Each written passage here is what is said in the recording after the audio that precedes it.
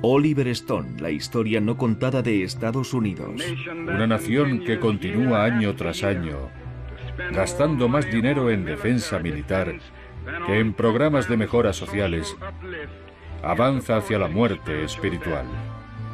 El origen de todos nuestros errores es el miedo. Movidas por el miedo, grandes naciones se han comportado como bestias acorraladas pensando solo en la supervivencia.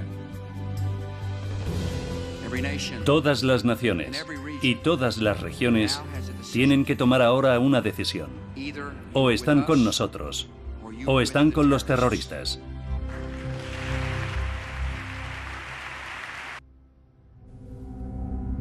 Para la mayoría de los estadounidenses, el 11 de septiembre fue una terrible tragedia. Para George Bush y Dick Cheney también, pero además fue la oportunidad de llevar a cabo los planes que sus aliados neoconservadores llevaban décadas trazando. En un informe del año 2000 del Proyecto para el Nuevo Siglo Americano, llamado Reconstruir las Defensas de América, se decía: el proceso de transformación será probablemente largo, de no producirse un evento catastrófico y catalizador como un nuevo Pearl Harbor. Capítulo 10. Bush y Obama, la era del terror. Al-Qaeda, a su entender, les había dado aquel Pearl Harbor. Y pocos minutos después del ataque, el equipo de Bush entró en acción. Con Bush en Florida, el vicepresidente Cheney y su asesor legal David Addington tomaron el mando, argumentando que el presidente, como comandante en jefe en tiempos de guerra, podía actuar en la práctica fuera de los límites de la ley. El 12 de septiembre, ya con la vista puesta más allá de Al-Qaeda y el grupo de Bin Laden en Afganistán, Bush, de vuelta en Washington, dio instrucciones al director del grupo de antiterrorismo Richard Clark. Averigua si Saddam ha hecho esto, averigua si ha tenido alguna relación. Todo era Irak, Saddam, averígualo y llámame. ¿Y qué le dijeron aquel día el secretario de Defensa Donald Rumsfeld y su adjunto Paul Wolfowitz? Bueno, Donald Rumsfeld, cuando hablamos de bombardear la infraestructura de Al-Qaeda en Afganistán, me dijo: no hay buenos objetivos en Afganistán. Vamos a bombardear Irak. Y le dijimos: pero Irak no tiene nada que ver con esto. Y no pareció darle mucha importancia. De hecho, el 11 de septiembre, Donald Rumsfeld ya había dispuesto planes de ataque contra Irak. A lo grande, dijo. Arrasadlo todo, lo que está relacionado y lo que no. Pocos días después, Bush anunció en una sesión conjunta del Congreso que Estados Unidos iba a embarcarse en una guerra global. A partir del día de hoy, toda nación que continúe protegiendo y apoyando el terrorismo será considerada por Estados Unidos como un régimen hostil.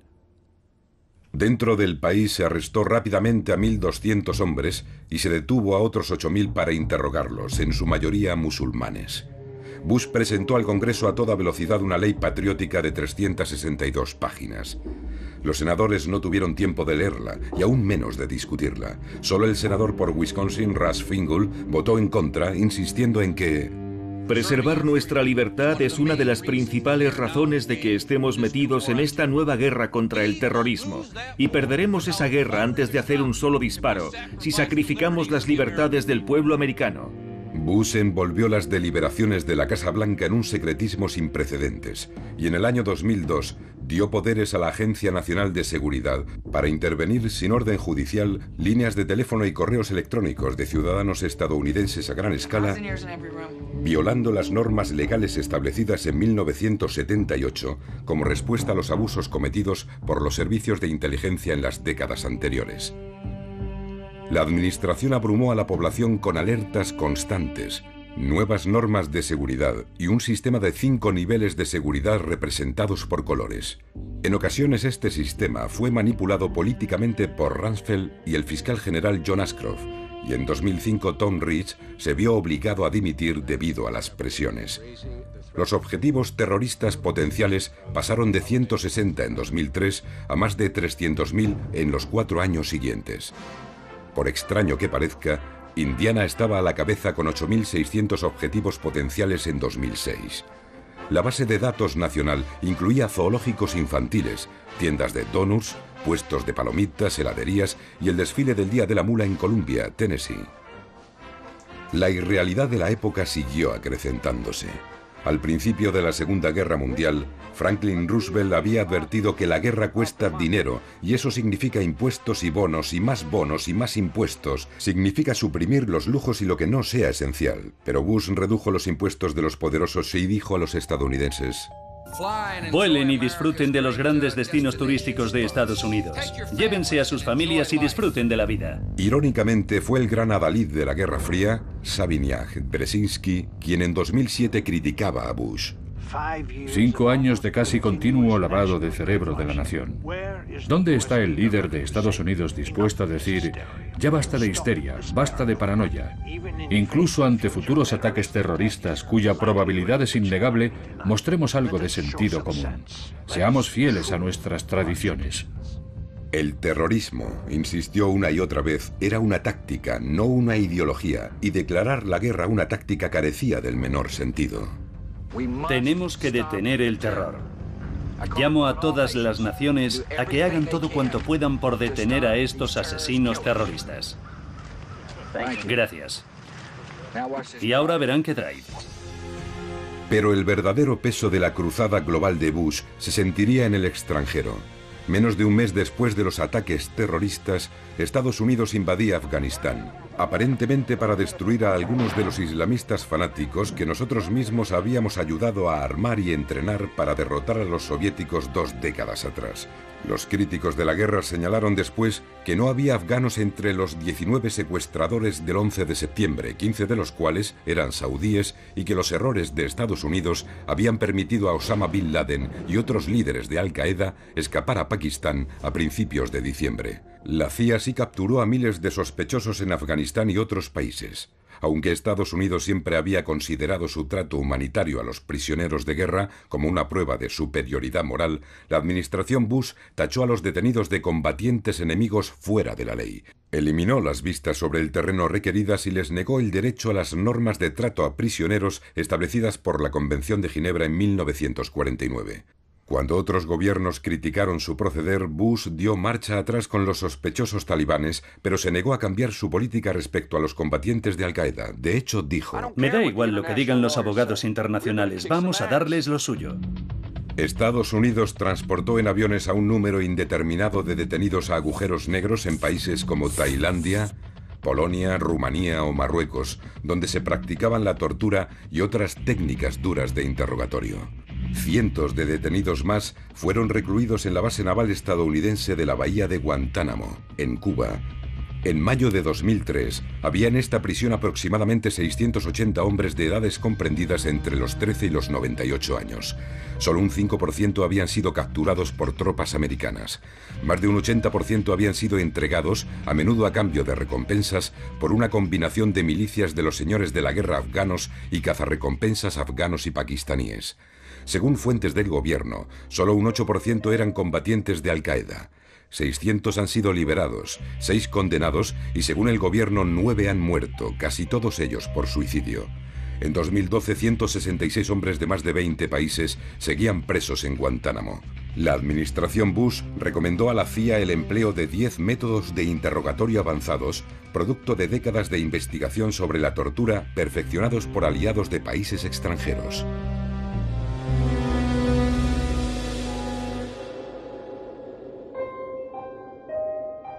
En febrero de 2004, el general de brigada Antonio Taguba informó de que su investigación había revelado numerosos casos de abusos criminales sádicos, patentes y gratuitos en la prisión de Abu Ghraib, en Irak.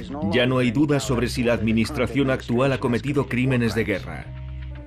Arthur Schlesinger, hijo, antiguo asistente de Kennedy, dijo que esta política de torturas era el desafío más dramáticamente prolongado y radical al Estado de Derecho en la historia de Estados Unidos. Ninguna de nuestras líneas de actuación ha hecho tanto daño a la reputación de Estados Unidos en el mundo. Jamás. Aunque el problema de la seguridad en Afganistán siguió empeorando a lo largo de los 7 años siguientes y la presencia estadounidense pasó de 2.500 a 30.000 soldados, para Bush, Afganistán era una distracción. Él estaba totalmente concentrado en derribar al viejo adversario de su padre, Saddam Hussein.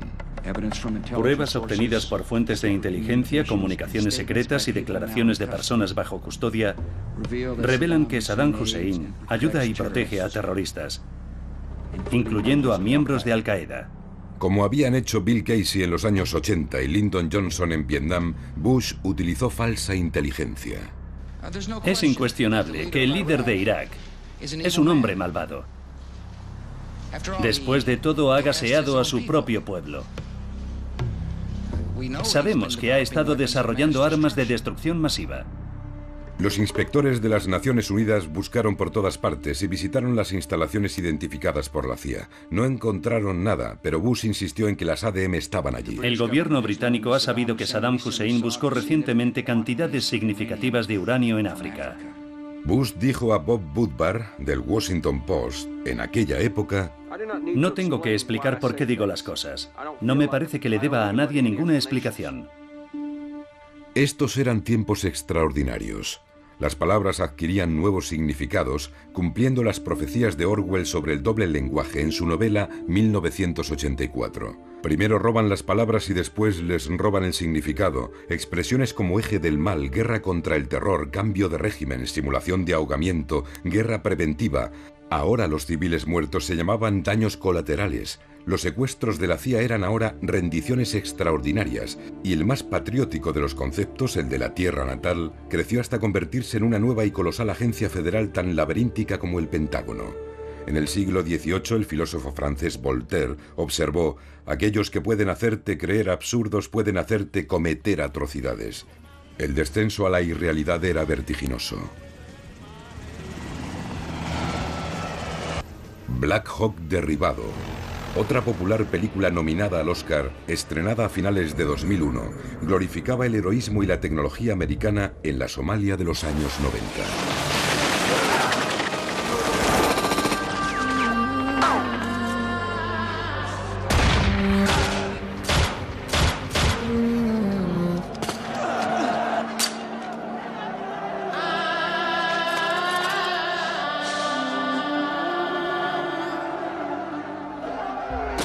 Gracias a la tecnología, los videojuegos cada vez parecían más reales. Y en televisión, concursos de telerrealidad cada vez más rebuscados y extravagantes dominaban los índices de audiencia. Los medios de comunicación batían los tambores de guerra. La cadena MSNBC, propiedad de General Electric, canceló el popular programa de Phil Donahue en horario de máxima audiencia 3 semanas antes de la invasión. La administración temía que el programa dé refugio a las ideas liberales antibelicistas, al mismo tiempo que nuestros adversarios ondean la bandera a la menor oportunidad. ¿Y cómo ondearon la bandera? CNN, Fox y NBC hicieron desfilar por las pantallas a 75 generales y funcionarios retirados, resultando que la mayoría de ellos estaban trabajando para contratistas militares. Desde el Pentágono se les daban listas de argumentos que presentaban a Irak como una amenaza urgente. Grandes diarios y revistas avanzaron el mismo mensaje. Una fuente en la administración Bush dijo que el periodista Ron Suskind representaba a la comunidad basada en la realidad, pero esa ya no es la forma en que funciona el mundo. Ahora somos un imperio y cuando actuamos creamos nuestra propia realidad. Cuando Francia, Alemania y Rusia, así como la mayoría del Consejo de Seguridad de las Naciones Unidas, se negaron a apoyar la posición de Estados Unidos, Bush enfureció y Rumsfeld comentó despectivo: Ustedes piensan en Europa como Alemania y Francia. Yo no. Yo creo que esa es la vieja Europa. Las patatas fritas de la cafetería del Congreso fueron rebautizadas como patatas de la libertad, del mismo modo que el chucrut se convirtió en col de la libertad durante la Primera Guerra Mundial. Bush expuso su nueva estrategia en un discurso a los cadetes de West Point en junio de 2002. Tenemos que ganar la batalla al enemigo, frustrar sus planes y enfrentarnos a las peores amenazas antes de que emerjan. Estados Unidos iba a actuar unilateral y preventivamente para derribar cualquier gobierno que considerase una amenaza para su seguridad. Cheney había declarado: si hay una posibilidad entre 100 de que científicos pakistaníes estén ayudando a Al-Qaeda a desarrollar un arma nuclear, tenemos que responder como si se tratara de una certeza.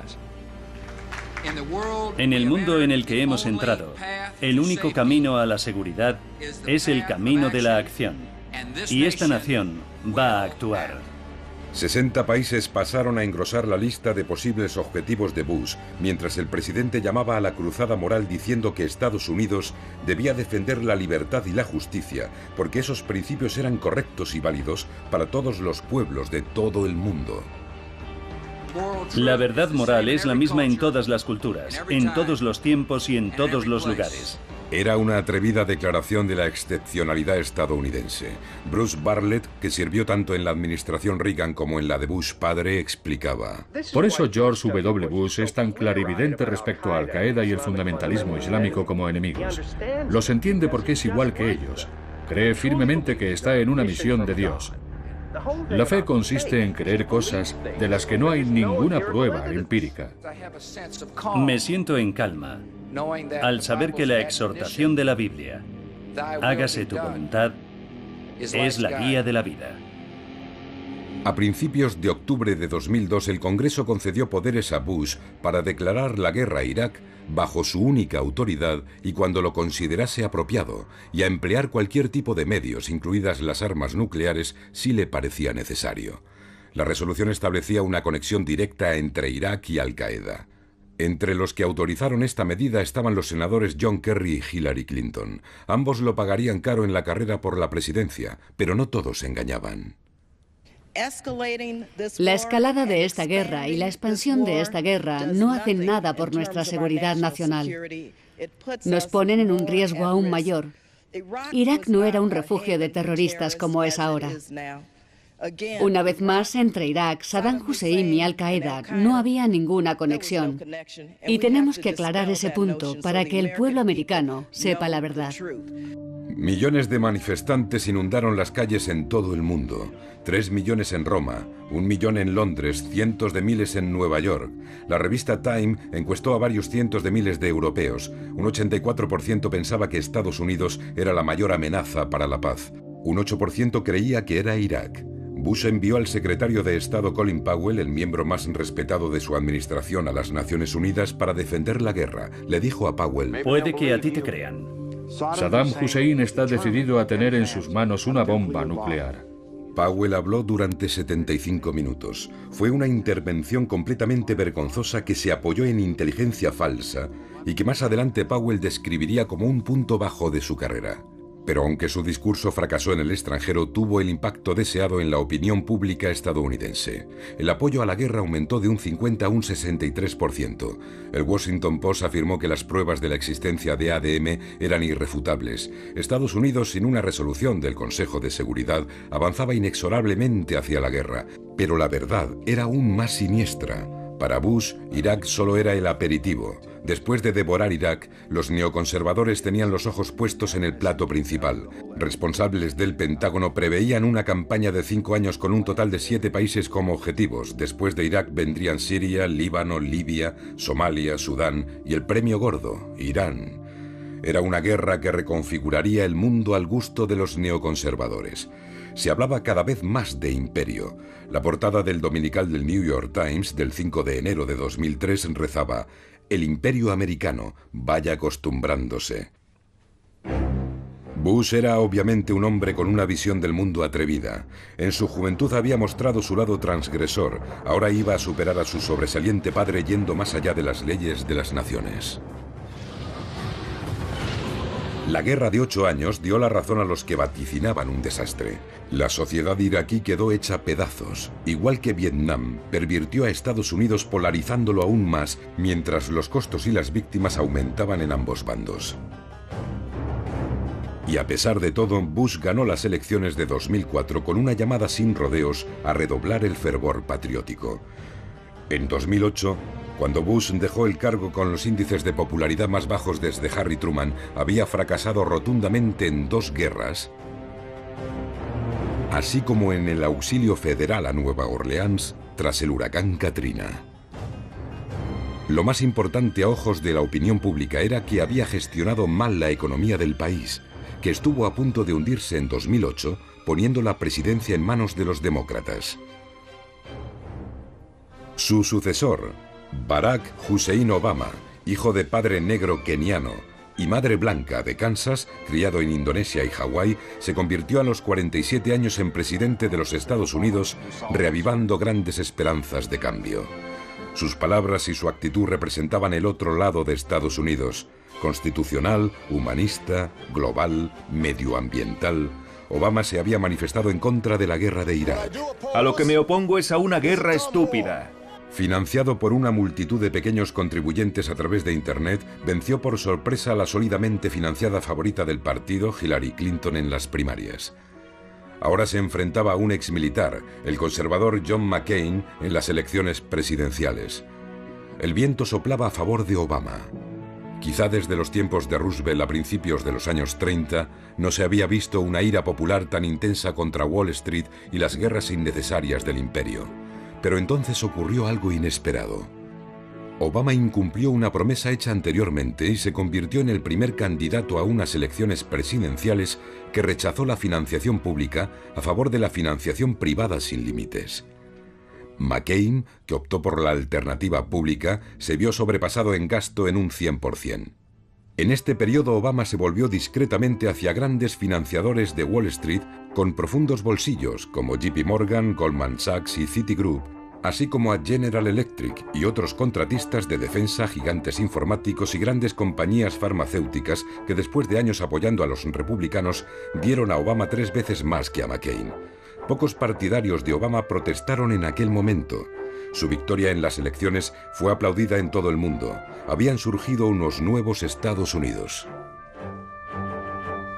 Aunque los conservadores tacharon absurdamente a Obama de socialista, al final el gran ganador de las elecciones resultó ser Wall Street. Obama recuperó al mismo equipo económico que durante el mandato de Clinton tanto había hecho por la desregulación de la economía. El New York Times se refirió a ellos como una constelación de rubinitas, acólitos del secretario del Tesoro más poderoso de las últimas décadas, Robert Rubin. Después de estar a punto de hundir la economía mundial con espectaculares innovaciones en apalancamientos y especulación, varios gigantes bancarios, compañías de seguros y prestamistas hipotecarios, tras profetizar el colapso de la economía global si ellos quebraban, en otras palabras, eran demasiado grandes para caer, aceptaron encantados un rescate de 700.000 millones de dólares en condiciones muy ventajosas. Además, el Consejo de la Reserva Federal rebajó a los bancos el tipo de interés a un 0%. Llegó a ser casi antipatriótico en aquel momento cuestionar lo acertado de esos rescates financieros, pero había quienes se preguntaban si no se podía simplemente dejar quebrar las entidades financieras más enfermas. ¿No se podía hacer que estos gigantes se enfrentasen al valor de mercado real de sus activos tóxicos? La opinión pública clamaba venganza. Era uno de esos momentos en la trastienda de la depresión como los que había ilustrado Frank Capra. You sit there back of your big cigars and think of deliberately killing an idea that's made millions of people a little bit happier. An idea that's brought thousands of them here from all over the country, by bus and by freight and jalopies and on foot, so they could pass on to each other their own simple little experiences. Why, look, I'm just a mug and I know it, but I'm beginning to understand a lot of things. Why, your type's as old as history. If you can't lay your dirty fingers on a decent idea and twist it and squeeze it and stuff it into your own pocket, you slap it down. Like dogs, if you can't eat something, you bury it. El expresidente de la Reserva Federal, Paul Volcker, urgió a Obama a actuar. Ahora mismo, mientras tiene la oportunidad y ellos el pecho descubierto, tiene que clavar una lanza en el corazón de todos esos tipos de Wall Street, que desde hace años no son más que comerciantes de deuda. Pero eso no ocurrió. El rescate fue aprobado a la fuerza por un Congreso presa del pánico y los medios lo aplaudieron. El Tesoro no hizo ninguna exigencia inmediata a los banqueros de que dedicaran ese dinero a nuevos créditos para empresas o ciudadanos, ni siquiera de que recortasen sus compensaciones personales, y tampoco exigió que los accionistas o titulares de bonos asumieran parte de sus pérdidas. Los contribuyentes pagarían el rescate ellos solos. Con el tiempo, los grandes perjudicados serían trabajadores, pensionistas, ancianos con ahorros, propietarios de viviendas, estudiantes con créditos y todos aquellos, sobre todo afroamericanos, que perdieron su trabajo por un creciente problema estructural de desempleo. Para muchos simplemente desapareció una breve oportunidad de cumplir el proverbial sueño americano, ser parte de la clase media. El mito de la movilidad social se derrumbó. Los banqueros o banksteres, como se los bautizó durante la Gran Depresión de los años 30, Habían hablado de reducciones voluntarias, pero recibieron unas compensaciones personales récord durante los 2 años siguientes, mientras en 2010 los directores ejecutivos ganaban en Gran Bretaña y Canadá 20 veces más que el empleado medio y en Japón 11 veces más, en Estados Unidos ganaban 343 veces más que el empleado medio. El número de milmillonarios pasó de 13 en 1985 a 450 en 2008, mientras el salario mínimo se mantuvo en $5,15 la hora desde 1997 a 2007. El índice de pobreza era el más elevado desde los años 60. El patrimonio neto de la familia estadounidense media cayó casi un 40%, de $126.000 en 2007 a $77.000 en 2010. En 2011 el 1% más rico tenía más dinero que el 90% más pobre. La rabia popular se catalizó en el movimiento Occupy Wall Street, un tipo de protesta que no se había visto desde los años 30. El derechista Tea Party expresó un tipo de ira diferente, alimentada por grupos de presión política como Americanos por la Prosperidad, financiado en gran medida por los hermanos milmillonarios conservadores Charles y David Koch. El aturdido pueblo estadounidense, sin saber a quién culpar por la persistente penuria económica, concedió una victoria arrolladora a los republicanos en las elecciones legislativas de 2010, pero en Washington, cada vez más paralizado, reinaba la confusión. Obama, que había llegado a la presidencia en medio de la euforia, ahora caminaba por la cuerda floja, evitando errores fatales, pero incapaz de traer esperanza o cambio. Durante la campaña de 2008, el profesor de Derecho Constitucional había prometido que la transparencia y el Estado de Derecho serían las piedras de toque de su presidencia. Sin embargo, ya como presidente, no renunció a los poderes extraordinarios usurpados por la administración Bush, mientras una población pasiva seguía consintiendo que la desnudaran en los controles de los aeropuertos, que intervinieran sus comunicaciones y que la hicieran pagar nuevos y desmesurados programas de seguridad. Políticamente no tenía sentido para Obama suavizar este estado de seguridad reforzada, ya que un solo incidente terrorista provocaría sin duda una histeria mediática redoblada y una tormenta de recriminaciones republicanas que podía costarle la presidencia. Y en medio de todo lo que le está viniendo, ¿no piensa que quizá un mandato es suficiente? Lo único que tengo claro es que prefiero ser un muy buen presidente de un solo mandato que un presidente mediocre de 2. Pero en lugar de luchar por la transparencia, Obama se convirtió en un gestor mucho más eficaz del estado de seguridad nacional. Como Bush, invocó repetidas veces el secreto de Estado en procesos legales relacionados con torturas, rendiciones extraordinarias y vigilancias ilegales de la Agencia de Seguridad Nacional. Bloqueó el habeas corpus para los combatientes enemigos, mantuvo las comisiones militares y autorizó, sin seguir el proceso requerido, el asesinato en Yemen de un ciudadano estadounidense acusado de tener conexiones con Al-Qaeda. Obama desconcertó a los grupos de derechos civiles cuando impulsó las investigaciones de la era Bush al siguiente nivel y empezó a perseguir a denunciantes de irregularidades del gobierno y periodistas amparándose en la ley de espionaje de la Primera Guerra Mundial. Solo se había aplicado en 3 casos en 92 años. Obama inició 6 casos de dudosa justificación en los que la mayoría de los acusados alegaron que habían expuesto actividades ilegales en el gobierno. El caso más conocido fue el de Bradley Manning, un analista de inteligencia del ejército en Irak que filtró más de 260.000 cables diplomáticos e informes de guerra clasificados, así como vídeos que distribuyó Wikileaks, una organización sin ánimo de lucro de denuncia de prácticas ilegales. Estas revelaciones de crímenes de guerra estadounidenses en Irak y Afganistán y del apoyo americano a regímenes dictatoriales de la región resultó ser un catalizador significativo para los levantamientos de la primavera árabe en Egipto, Túnez, Yemen, Libia y Bahrein. Pero la administración Obama ha limitado gravemente la operatividad de Wikileaks y amenaza con procesar a su cofundador. Estas acciones son un claro mensaje a todos los que piensan en denunciar ilegalidades. Comete crímenes de guerra como Bush o Cheney y no te pasará nada. Expónlos y puedes perder tu carrera, hacer frente a elevadas multas o, como Manning, pudrirte en la cárcel. Uno de los principales defensores de las nuevas normas de conducta, Jack Goldsmith, exdirector de la Oficina de Asuntos Legales de Bush, tranquilizó a Cheney y otros conservadores inquietos en un artículo en el que decía que Obama era... Como Nixon cuando fue a China, los cambios que ha hecho están destinados a fortalecer el programa de Bush a largo plazo. Era un nuevo mundo en la sombra. En 2010 el Washington Post lo llamó una geografía alternativa de Estados Unidos, una América de alto secreto oculta a los ojos del público.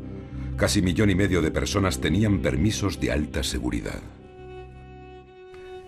Existían más de 3.000 organizaciones de seguridad gubernamentales y privadas. La Agencia de Seguridad Nacional interceptaba y almacenaba cada día 1.700 millones de correos electrónicos y comunicaciones. El comentarista político y abogado constitucionalista Glenn Greenwald describió mejor que nadie este cambio verdaderamente radical de nuestro mundo cuando escribió: el núcleo de las garantías de la justicia occidental desde la Carta Magna estaba codificado en Estados Unidos en la Quinta Enmienda a la Constitución. No se privará a persona alguna de la vida, la libertad o la propiedad sin el debido proceso legal. Bien podría haber añadido la Cuarta Enmienda a la Constitución, el derecho a la intimidad y a la protección contra pesquisas o aprehensiones arbitrarias. Sin el debido proceso legal, ni el derecho a la privacidad, en esencia todos estamos viviendo a merced del estado de la vigilancia, y todo ello en el nombre de la defensa ante una amenaza terrorista desproporcionadamente exagerada. La política exterior de Obama parecía más razonable que la de Bush. Repudiaba el unilateralismo y la política de ataque preventivo que tanto había indignado a la opinión pública internacional. Pero el objetivo, conseguir el dominio global de Estados Unidos, difería muy poco, e incluso los medios eran decepcionantemente similares. En 2011, el antiguo director de la Agencia Nacional de Seguridad y la CIA de Bush, el general Michael Hayden, se complacía en la poderosa continuidad entre dos presidentes enormemente diferentes, diciendo que los estadounidenses han encontrado una cómoda línea de centro por la que aceptan lo que está haciendo su gobierno. Él lo llamaba un consenso práctico. Dada su falta de experiencia en política internacional, Obama se rodeó de asesores duros. Entre ellos, un remanente de la era Bush, el secretario de Defensa Robert Gates, un radical de la CIA de Bill Casey de los años 80. Hillary Clinton, como secretaria de Estado, era igualmente dura. En uno de sus primeros discursos, presentó una versión de la historia de Estados Unidos saturada de franco-triunfalismo y amnesia histórica. Así que lo diré claramente. Estados Unidos puede ser, debe ser y será el líder en este nuevo siglo. La Tercera Guerra Mundial que tantos temían no llegó, y muchos millones de personas han salido de la pobreza y han ejercido sus derechos humanos por primera vez. Estos han sido los beneficios de la arquitectura global forjada a lo largo de muchos años por líderes americanos de ambos partidos políticos. Sería difícil encontrar a los millones de muertos en las muchas décadas de injerencia americana en sus países y preguntarles su opinión. Los pueblos de Hiroshima y Nagasaki, Filipinas, Centroamérica, Grecia, Irán, Brasil, Cuba, el Congo, Indonesia, Vietnam, Camboya, Laos, Chile, Timor Oriental, Irak y Afganistán, entre otros. En Afganistán, Obama superó a Bush al calificarla de una guerra de necesidad. Cuando a finales de 2009 le presionaron para que enviara más tropas, se resistió. Un asesor militar le dijo entonces: "No sé cómo va a desafiar a la cadena militar", dando a entender que el alto mando podría dimitir como señal de protesta. El director de la CIA, Leon Panetta, le dijo: "Ningún presidente democrático puede ir en contra del Consejo Militar, especialmente si lo ha pedido, así que hágalo", le aconsejó. Haga lo que dicen. Cuando hubo que tomar la decisión, Obama no mostró el valor de John Kennedy. En diciembre anunció el envío de 30.000 soldados más, llegando casi a un total de 100.000. Más o menos el mismo volumen de tropas que habían desplegado los soviéticos en su desastrosa invasión de Afganistán. Anunció el nuevo envío de tropas en West Point y recordó a los cadetes que Estados Unidos había invadido Afganistán porque había ofrecido protección a Al Qaeda. Pero olvidó mencionar que la mayor parte de los preparativos del 11 de septiembre no se habían realizado en Afganistán, sino en pisos en Alemania y España y en academias de vuelo en Estados Unidos. Y también que solo quedaban en Afganistán entre 50 y 100 de los 300 mandos intermedios de Al-Qaeda, la mayoría de los cuales se había refugiado en Pakistán, un aliado. Que el presidente que estaba manteniendo 2 guerras recibiese el Premio Nobel de la Paz el mismo mes fue como mínimo surrealista. Pero cuando el mundo oyó la defensa que hizo Obama del unilateralismo americano y la intervención preventiva, el valor del premio se devaluó como cuando lo recibió Kissinger 36 años atrás. Creo que los Estados Unidos de América deben seguir siendo el portaestandarte de la conducta en la guerra. Eso es lo que nos hace diferentes de aquellos que combatimos. Obama temía acabar empantanado en Afganistán como le había ocurrido a Johnson en Vietnam. Lo que necesitaban los atrasados, paupérrimos y mayoritariamente analfabetos afganos era ayuda económica, educación y reforma social. Estados Unidos gastó 110.000 millones de dólares en programas militares en 2011, pero solo 2.000 millones en desarrollo sostenible. Con la avalancha de dólares, inundándolo todo, como en Vietnam, la corrupción alcanzó proporciones épicas. La desconfianza entre los supuestos aliados de la OTAN y afganos era absoluta. El presidente Hamid Karzai, apoyado por Estados Unidos, declaró que apoyaría a Pakistán si declaraba la guerra a Estados Unidos. En 2012, soldados y policías afganos estaban matando a soldados americanos con tanta asiduidad que cada vez había que mantener más separadas a las tropas. Mientras tanto, las consumidas y desmoralizadas tropas americanas abandonaron Irak en diciembre de 2011. Cerca de 4.500 soldados estadounidenses no volvieron. Más de 32.000 resultaron heridos, muchos de gravedad. De los iraquíes se han calculado entre 150.000 y más de 1 millón de víctimas mortales. 2 millones huyeron del país. La ironía era exquisita. Al deponer al suní Saddam Hussein, Estados Unidos había convertido al nuevo Irak, dominado por los chiíes, en un valioso aliado de Irán, que acabó siendo el mayor ganador de la guerra. Los técnicos de Bush habían calculado que la guerra de Irak costaría entre 50.000 y 60.000 millones de dólares. Rumsfeld había dicho que hablar de cifras por encima de los 100.000 millones era ridículo. En 2008, cuando Bush dejó el cargo, Estados Unidos había gastado en la guerra 700.000 millones de dólares, sin incluir la atención a largo plazo a los veteranos. Los economistas calculan que el costo total podría alcanzar los 3 billones.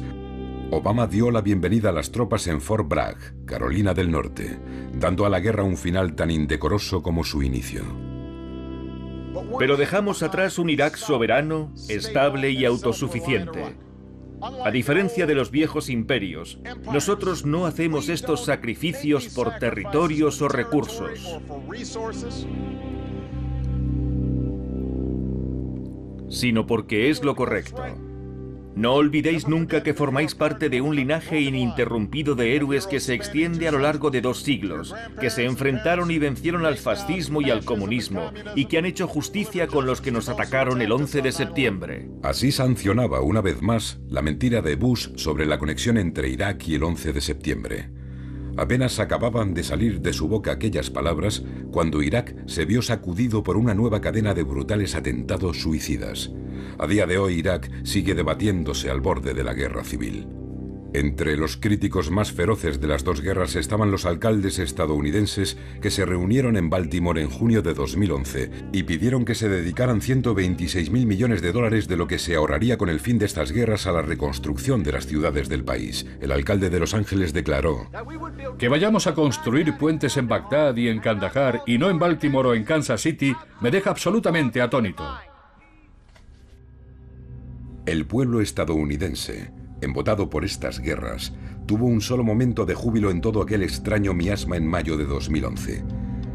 En una audaz operación nocturna fuera de nuestras fronteras, fuerzas especiales de la Marina mataron a Osama Bin Laden, que vivía cómodamente a la sombra de la principal academia militar de Pakistán. En medio de la euforia provocada en Estados Unidos por el ataque y las alabanzas a la efectividad y el poder de los SEALs, que habían ejecutado a Bin Laden al más puro estilo justiciero y habían arrojado su cuerpo al mar, se creó un nuevo perfil para Obama. A diferencia de Bush, era un presidente de guerra eficaz que emplearía los medios necesarios para acabar con el enemigo. De hecho, era un lobo con piel de cordero. Después de un tiroteo, mataron a Osama Bin Laden y se hicieron cargo de su cuerpo.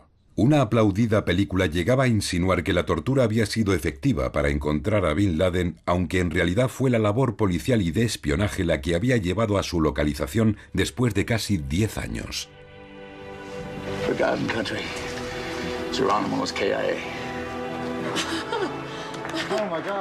A pesar de todo, la capacidad de Estados Unidos para la autocomplacencia había vuelto a florecer.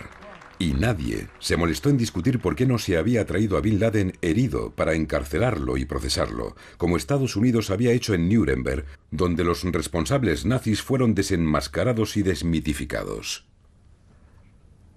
Pero un juicio era lo que menos deseaba la mayoría de los americanos. Quien acepta la tortura puede tolerar a los justicieros. Pero ¿quién fue el verdadero vencedor en todo esto?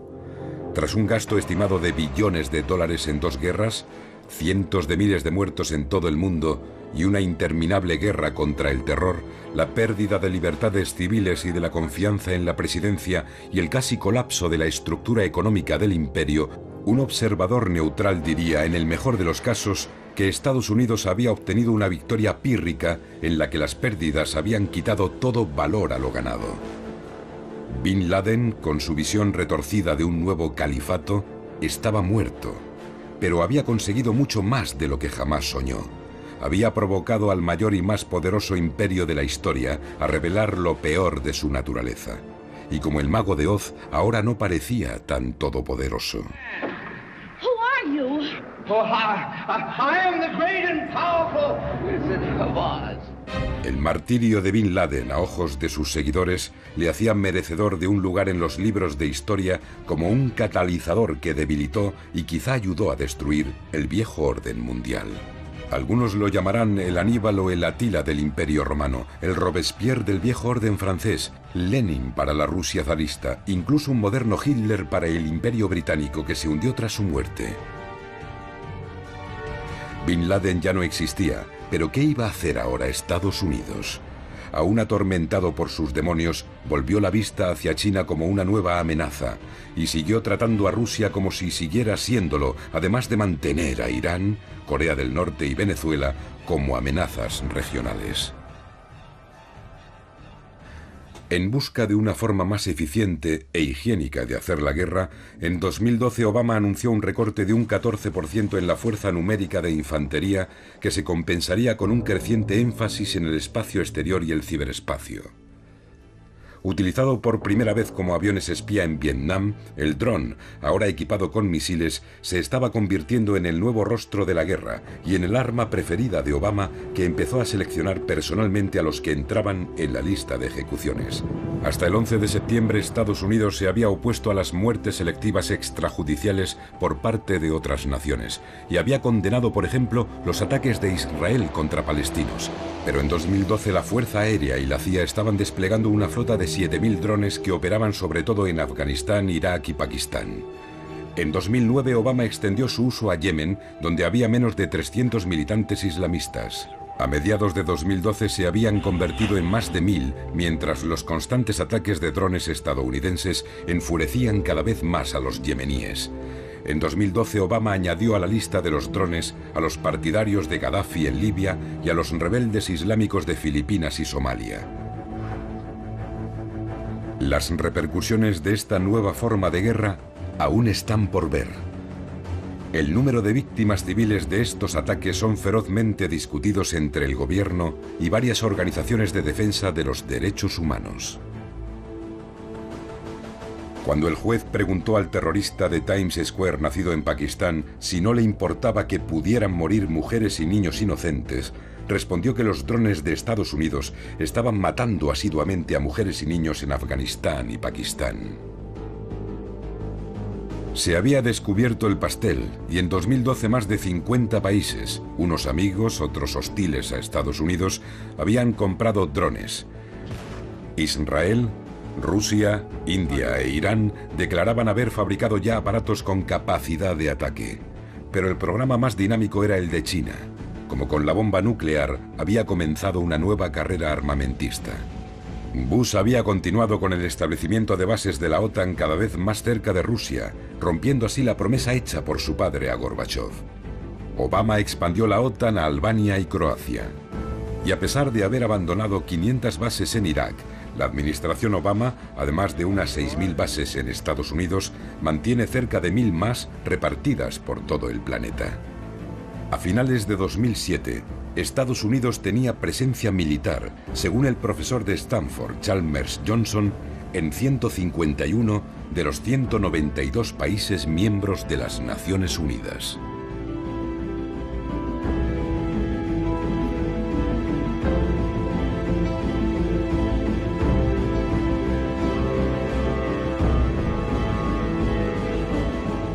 En 2008 se estableció AFRICOM, con base en Alemania, como un sexto mando responsable de extender la presencia militar estadounidense en África.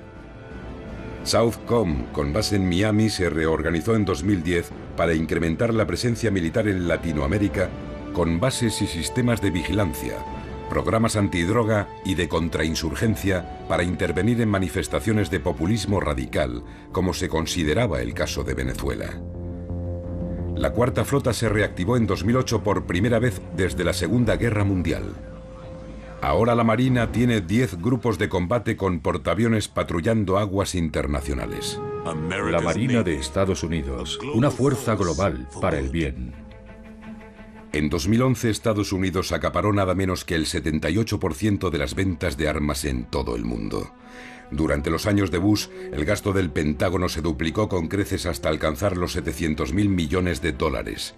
Aunque el presupuesto real del Pentágono se desdibuja entre funciones secretas y diferentes departamentos del gobierno, según el proyecto de prioridades nacionales en 2010, Estados Unidos gastó 1,2 de sus 3 billones de dólares de presupuesto anual en el ejército, servicios de inteligencia y seguridad nacional. Un dominio de amplio espectro de la tierra, el mar, el aire, el espacio y el ciberespacio. En noviembre de 2011, la secretaria de Estado Hillary Clinton lanzó el guante a China al escribir: mientras la guerra en Irak toca a su fin y Estados Unidos empieza a retirar sus fuerzas de Afganistán, nuestra nación se encuentra en un punto crucial. Cuando hablaba del siglo pacífico de Estados Unidos, se refería a un aumento sustancial de la presencia militar en la región Asia-Pacífico para contener a China. Desde las guerras del opio en el siglo XIX, China fue humillada una y otra vez por enemigos superiores. Gran Bretaña, Japón, Rusia, pero rechazó a Estados Unidos en Corea a principios de los años 50. China es una nación orgullosa y la segunda economía del mundo, un híbrido en parte estatal y en parte capitalista que ha sustituido a Estados Unidos como principal socio comercial en Asia. Pero en 1996, los líderes de Estados Unidos volvieron a humillar a los líderes chinos al amenazarlos con sus misiles nucleares durante un nuevo enfrentamiento por Taiwán. Con grandes intereses económicos y vías marítimas que proteger, China acometió la modernización de su ejército.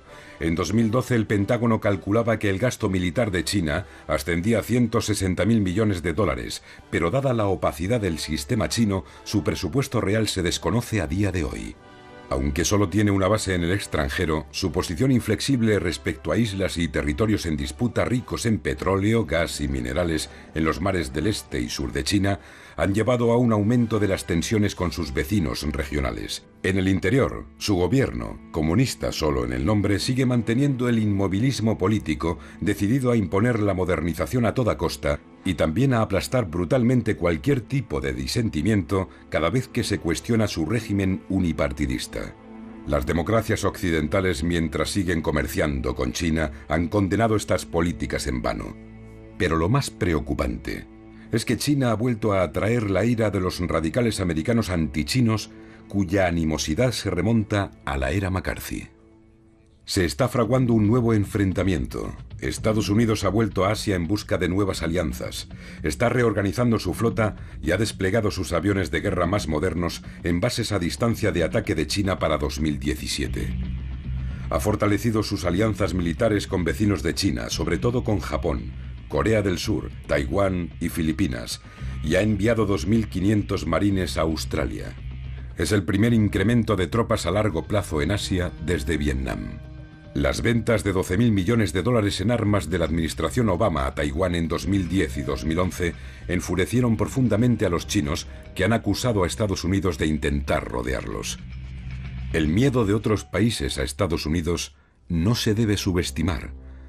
Como reconocía el fallecido politólogo conservador Samuel Huntington en 1996, Occidente ganó la guerra no por la superioridad de sus ideas, valores o religión, sino por su superioridad en la aplicación de la violencia organizada. Los occidentales a menudo olvidan este hecho. Los no occidentales nunca lo han olvidado. Los expertos en China progresistas temen que Estados Unidos esté empleando una vez más el guión de Truman de 1946 con la Unión Soviética en un intento de contener a China. Y se da una vez más la misma situación de revulsión occidental ante la política interna de China. Pero esta vez, con $1 billón en bonos del Tesoro estadounidense en su poder, los chinos podrían poner en peligro la economía americana como los soviéticos nunca pudieron. El historiador Alfred McCoy expuso lo que realmente estaba en juego cuando escribió: para 2020, el Pentágono espera estar patrullando todo el planeta continua e incansablemente mediante un escudo espacial de 3 capas que alcanzaría desde la estratosfera a la exosfera y que operaría con drones armados con misiles ágiles. Ese triple escudo debería ser capaz de cegar a todo un ejército bloqueando las comunicaciones terrestres y los sistemas electrónicos de aviones y barcos. Pero como advierte McCoy, el espejismo de la invencibilidad tecnológica y del dominio total de la información ha fallado a naciones arrogantes en el pasado, como atestiguan los casos de Alemania en la Segunda Guerra Mundial y de Estados Unidos en Vietnam. Con trágica ironía, McCoy nos recuerda que el derecho de veto de letalidad global americano podría ser un nivelador ante una posible nueva pérdida de poder económico, y que el destino de Estados Unidos bien podría estar determinado por aquello que ocurra primero en este ciclo de un siglo.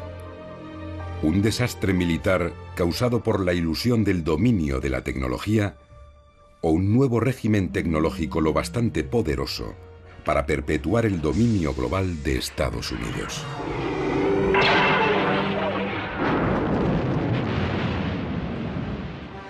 Pero como muestra la popular serie de películas de la Guerra de las Galaxias, una nación que domine el mundo con su tecnología no tardará en convertirse en una tiranía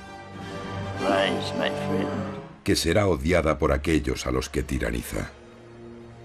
China puede ser el primer nuevo imperio que surja en este mundo nuclearmente armado. Pero un imperio a la imagen de las versiones estadounidense o británica sería un desastre. El gran egocentrismo de los Han no sería mejor que el excepcionalismo americano. El exalto cargo de defensa Joseph Nye recordó que la incapacidad de las potencias dominantes de integrar a los poderes en ascensión de Alemania y Japón en el sistema global del siglo XX resultó en 2 catastróficas guerras mundiales. Henry Wallace se preguntaba: si Estados Unidos trataba a los soviéticos tan mal cuando era superior económica y militarmente, ¿cómo tratarían los soviéticos a Estados Unidos si alguna vez la situación se invertía? Eso no ocurrió, pero estaba convencido de que en esta carrera hacia el abismo no habría ganador.